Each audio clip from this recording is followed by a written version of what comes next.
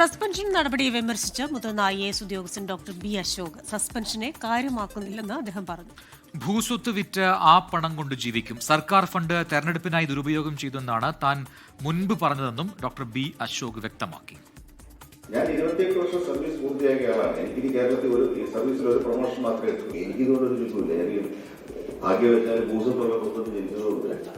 ഞാൻ 50 സെന്റ് ഇപ്പോഴത്തെ മാർക്കറ്റിലേക്ക് എഴുതി വിട്ടു കഴിഞ്ഞാൽ വീട്ടിൽ ഇരുന്ന് എനിക്ക് വലിയ സൗകര്യമായിട്ട് തോന്നുന്നത്. I am guarding the democracy because I told the public that you see funds are being misused to fix the elections. ഞാൻ ആരും പറഞ്ഞ ഇത്രയല്ലേ ഉള്ളൂ. That this is a wrong way to spend funds. We should be more accountable and probably get better. So ഞാൻ ഈ ഒരു debate സെറ്റിൽ ചെയ്യണം. I don't want to go on and on. അഭിപ്രായ സ്വാതന്ത്ര്യം ഭരണഘടന നൽകുന്നതെന്ന് പ്രശാന്ത് നായർ IAS. ഭരണഘടനയ്ക്ക് വിരുദ്ധമായി ആർക്കും ഒന്നും ചെയ്യാൻ കഴിയില്ല. തലപോകുന്ന എന്ത് കാര്യങ്ങളാണ് താൻ പറഞ്ഞതെന്ന് അറിഞ്ഞാൽ കൊള്ളാമെന്നും പ്രശാന്ത് നായർ IAS പറഞ്ഞു.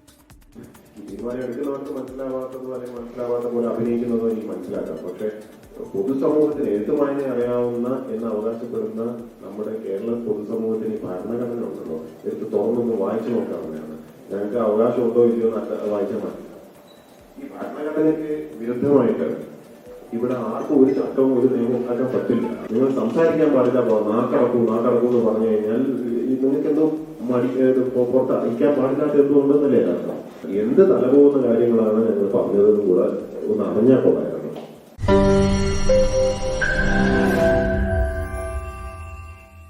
ലോകത്തെവിടെയായാലും ഏത് സമയത്തും 24 വാർത്തകളും ഓഗ്മെന്റഡ് റിയാലിറ്റി പാക്കേജുകളും എക്സ്പ്ലെയിനറുകളും വിശദമായി കാണാൻ ഞങ്ങളുടെ YouTube ചാനൽ നിങ്ങൾക്ക് സബ്സ്ക്രൈബ് ചെയ്യാം.